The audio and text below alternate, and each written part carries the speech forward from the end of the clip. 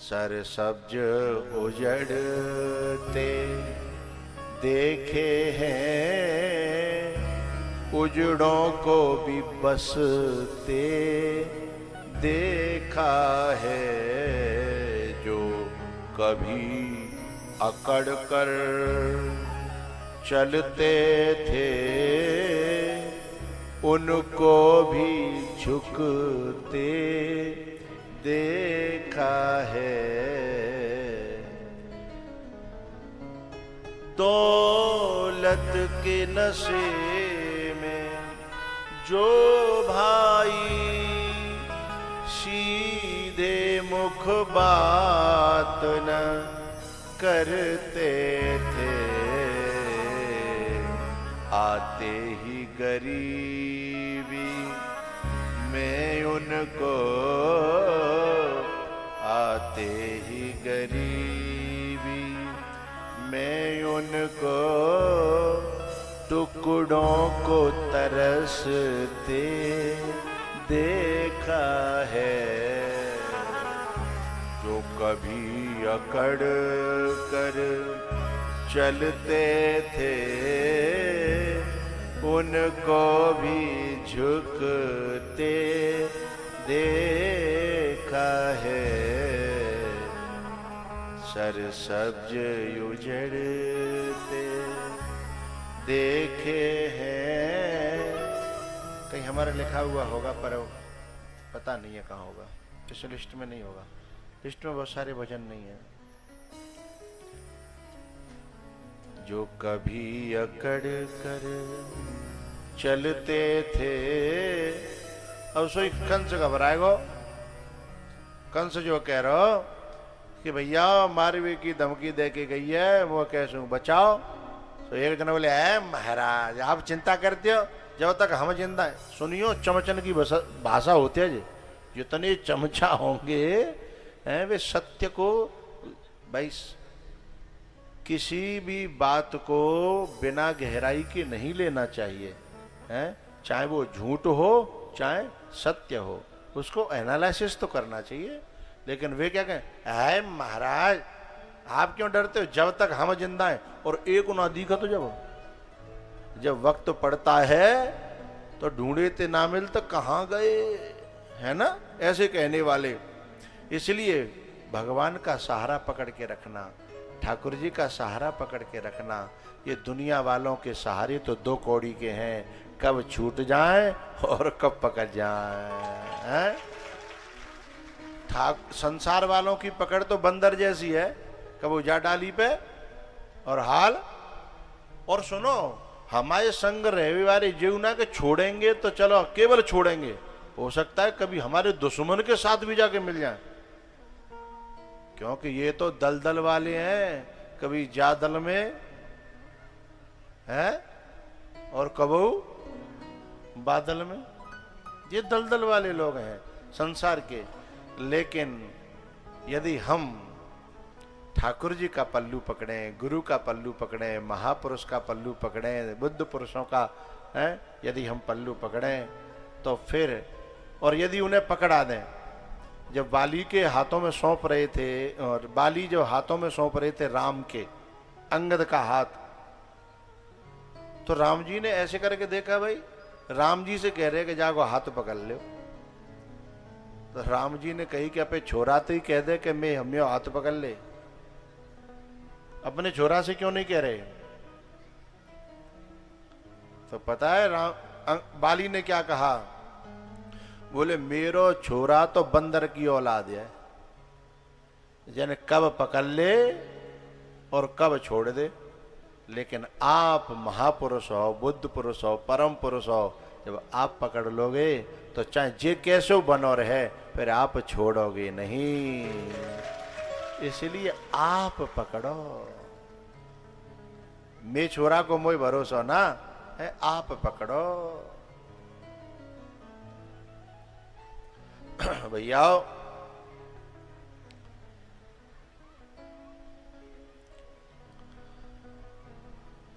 चमचाओं ने जब कहा कि चिंता क्यों करते हो आप, हम है ना। अच्छा आपको मैं पहले भी कह चुका हूं, चमचा जो होता है जिस बाल्टी में रहता है उसी को खाली करता है। भंडारे में देखना आप, परसों को भंडारो है ना, भंडारे में देखना जा बाल्टी में पर्यो होगो हैं मेजर साहब, जा बाल्टी में चमचा पर्यो होगो भैया, और सुनो जब तक भरिए तब तक तो चुपचाप चलेगो वहां में, और न खाली भई सुई खटकन लगेगो, फिर बाल्टी ही खटकती है उसे। जिसमें रह रहा था, जिसमें मस्त खीर में पड़ा था हैं, और अब जब तक नहीं बोल रहा था खाली कर रहा था हैं, और जब खाली होने लगी आधी ते ज्यादा सोई खटकन लगाओ हैं। उन्हीं को खटकने लगते हैं जिनके सहारे रहते हैं, जिनमें रहते हैं, वही तो चमचे होते हैं। कुछ कुत्ते बड़े सुंदर होते हैं, कुछ कुत्ते बड़े सुंदर होते हैं, और कुछ बड़े सुंदर भी बड़े कुत्ते होते हैं, हैं?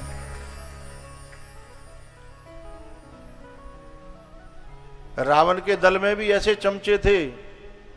जब राम जी की सेना उस पार पहुंच गई और लगी कि अब मरेंगे, तो मीटिंग बिठाई, सो अर्जेंट मीटिंग कहेंगे उसे, है ना, कि भाई अब कैसे क्या करना है।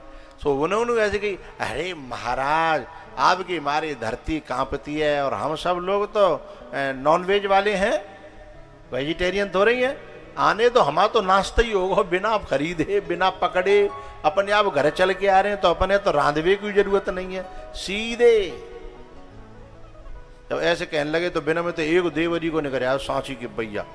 देवरी के लोग वैसे हैं मुंह फट। अब ये नए नए बच्चा तो समझदार हो जा रहे हैं, जो जो जो नई जनरेशन है दिखाई, वो तो ऐसी मुंह फटती कि महात्माते लड़ जाए, और अंत तो छोड़ो वो घरवाए तो कैसे जीवन देते होंगे, गुरु तो लड़ जाए, ऐसे मुंह फट। समझ रही है नरेना वाली? ऐसों को झेलना है और जिंदगी भर झेलना, ये बहुत धन्य की बात है साहब, तालियों की बात है। और ऐसे के साथ भी प्रेम से रहना, इतना प्रेम से रहना, तभी ऐसी औलाद पैदा होती है जो ऐसा धर्म का ऐसा पांडाल लगा दे, है ना। एक गरम तार एक नरम तार हो ना, तभी बल्ब जलता है। तो एक मुंह फट निकल आयो देवरी को, तो माने कि क्यों बताओ, यूं बताओ कि बादना तुम कहाँ गए रे, नाश्ता करवे वारे, नॉन वेज वारे, जादना एक बंदर आयो, लंबी पूछो माने पूरी तो बाटिका उजाड़ दी। हाँ या ना बोलो भाई, पूरी बाटिका उजाड़ दी है। और हमारे जो मालिक हैं रावण, उनके छोरा मारे को अच्छे को मारे हैं, और पूरी लंका अकेलो हमारे घर में, जो कहते हमारे यहाँ कहते घर में घुस के मारूंगा, घर में हैं। तो वो तो अपने देश नहीं हो, बाको अपनो घर नहीं हो, कोई हथियार नहीं हो, कोई सेना नहीं है, वो कह रहा है देवरी को, क्या कह रहा है, बादना बुनते कह रहा जो करके है, महाराज चिंता क्यों करता, हम तो यही नाश्ता कर लेंगे। बिनते कह रहा बादना तुम कहाँ चले गए, छुट्टी पे आता है क्या, बीमार रहता है क्या, बादना कब बजे है गई कि पेट खराब हो, कि लंच डिनर का जो खानो ना होगा है। बादना एक ही बंदर आयो और तुम्हें सबरो सुपड़ा साफ करे, गाल कम बजाओ है। सोई सवन की मुंडी नीचे, बोले जी जीव तुम्हारी हल्के तलुआते करके न्याय की तरफ लग जाती है, कहने में कुछ नहीं लगता, करना पड़ता है ना।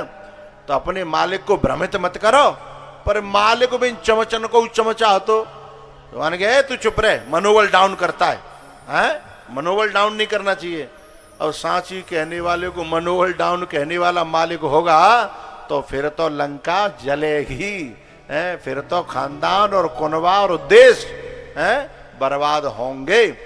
सत्य का आदर जहां नहीं होगा, वो देश, वो गांव, वो घर, वो तो बर्बाद होगा भाई है। तो रावण ने तो कह दिया, भाई जा मुझे प्ले करके छोड़ देते हो तुम, देखो जी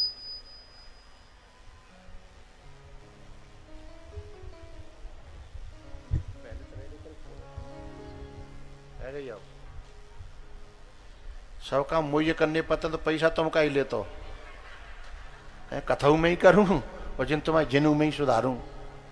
जाते तो मिस्त्री बना दो, कथा तुम कर लो आएगे, जिन्हें मुंह पे छोड़ देता है। तो रावण ने कही है मनोबल डाउन कर दे तुम, इसकी बात मानने लायक है, हाँ? तो सब चुप रह गए। जब ऐसे देश के राजा हो जाते हैं तब देश फिर ऐसा हो जाता है, फिर जो सोने की चिड़िया थे फिर वे यूरिया की चिड़िया हो जाते हैं। आज देश के खून में इतना यूरिया जा रहा है, इसलिए जो स्वस्थ थे उनके भी जब जांच करा जाए तो शुगर निकलता है, उनकी भी जांच में बीपी निकलता है, कोलेस्ट्रॉल निकलता है? क्योंकि पहले तांबे के बर्तन में, मिट्टी के बर्तन में बिना खाद को अपनी गाय के गोबर का अन्न जब जाता था तो अरे बड़े बूढ़े 70 साल के भी 80 साल के भी टाल ठोक करके जो है अखाड़े में कूद पड़ते हैं। अब के जो 20, 25, 30 साल के बालक जब छत के दूसरे जीना पे चढ़ता है तो जो कहता है न करो के लिए गुरु जी मुझे सांस पूरी ले लें दो, न करो रुको तो सही बताऊंगो क्या बात है? तो ये देश बर्बाद इसलिए हो रहे हैं कि इन पे राजा ऐसे ऐसे राज करके चले गए जिन्होंने भीतर से सत्य का आदर नहीं किया, सत्य का समर्थन नहीं किया। जो चमचे थे उन्हीं की बात चाहे झूठी है चाहे साची है, उन्हीं की बात मानी तो देश में खोखलापन आ गया। आज आदमी खोखला हो गया, घर खोखले हो गए, स्वास्थ्य खोखला हो गया। कि क्या क्या मैं खोखलेपन की बात बताऊं आपको। तो लंका के बहुत सारे लक्षण हमारे हिंदुस्तान में अभी भी विराजमान है, और जिस समय सत्य कहने वालों का आदर बढ़ जाएगा ना, उस समय ये देश जो हम गाया करते हैं ना कि जहां डाल डाल पर सोने की चिड़िया करती है, पर जहां में है की जगह थी लगानी पड़ेगी। अब ऐसा भारत था, अब बहुत कम ऐसा हो गया है? जहां डाल डाल पर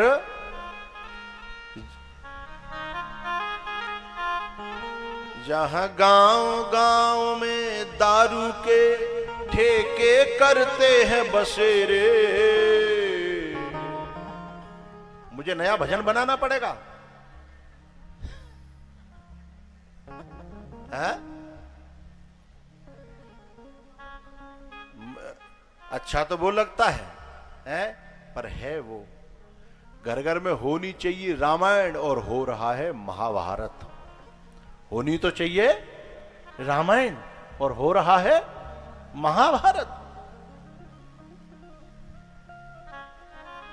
उन चापलूसों की बात कंस ने मानी कि चिंता मत करो और आप आदेश करो, और जो व्यक्ति अधर्म में, अनर्थ में, हिंसा में जो प्रवर्त करे, झूठ में, बेईमानी में जो प्रवर्त करे वो लगता भले ही तैसी है, क्योंकि वो फायदे गिनाता है। ये LIC वाले आते हैं ना, ये फायदे गिनाएंगे, सुनो तुम इतने जमा कर दो, जो और कहेंगे तुम मर जाओगे तो इतना मिलेगा।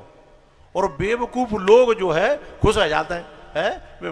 मंजुना सोचे तो ते मरवे के बाद में तू का फायदा है, और तू का देख भी आ रहे हो, और तू कहाँ ले पावेगो है?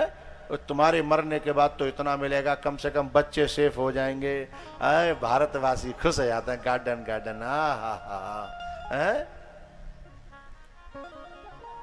ऐसे ही ये चमचे लोग जो है बेईमानी के भी फायदे गिनाते हैं, अधर्म के भी फायदे गिनाते हैं, झूठ के भी फायदे गिनाते हैं, और उस लोभ में आकर के इंसान और ऐसा फिसलता है कि जब फिसलन शुरू होती है तो फिर रोकने वाले भी उसके साथ फिसल जाते हैं। जब फिसलता है तो फिसलन होती है तो फिसलती ही जिंदगी अपने आंचल को आंसुओं से भिगोती ही चली जाती है।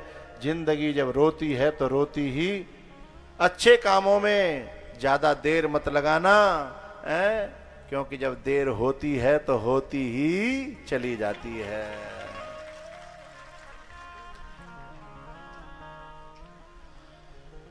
सब लोग जो है उन्होंने कहा कि क्या करना है बताओ। बोले 3 साल तक के जितने बालक हैं पैदा ही तो भयो, बाय मारो ढूंढ के, और ऐसा करो एक नियम बना दो।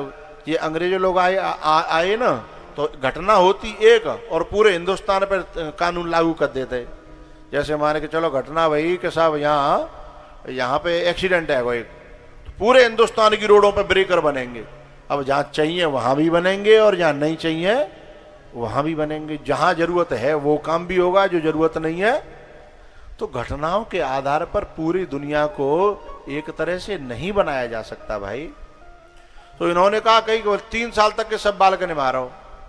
अब कितना बड़ा हिंसा का काम हो रहा है, एक जान को बचाने के लिए इतनी जानों को खतरे में, जबकि हिंदुस्तान तो वो देश है जहां हजारों बचे, मेरा देश स्वतंत्र हो जाए तो फांसी के फंदों पर जो है हंस करके और ये गाते हुए मेरा रंग दे बसंती है, हजारों देशवासी खुश हो जाएं, आनंदित हो जाएं, गुलामी से छूट जाएं, स्वतंत्रता से जिएं, मस्त हो जाएं, उसके लिए आदमी एक मरने को तैयार होता था। देश तो वो है? और इन्होंने क्या सिखा दिया कि अपने बचने के लिए लाखों मारने पड़े, निर्दोष मारने पड़े, मासूम मारने पड़े।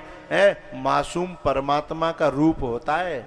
जो मासूम बच्चा होता है जिसमें राग द्वेष ईर्षा दंभ अहंकार नहीं आया है, वही तो ब्रह्म का रूप है भाई, वही तो ईश्वर का रूप है। और उन मासूम जीवों की जो हत्या कराई गई, इसलिए कंस का बहुत ही, कंस यदि ऐसे चापलूसों और के बस उसमें नहीं आता बातों में, तो कंस और जीता, उसकी उम्र वो और लंबी होती, लेकिन वो पाप का घड़ा है, उसने उन लोगों की बातों में आकर के जल्दी भर करके और अपना घड़ा भर करके अपना विनाश को निमंत्रित कर दिया।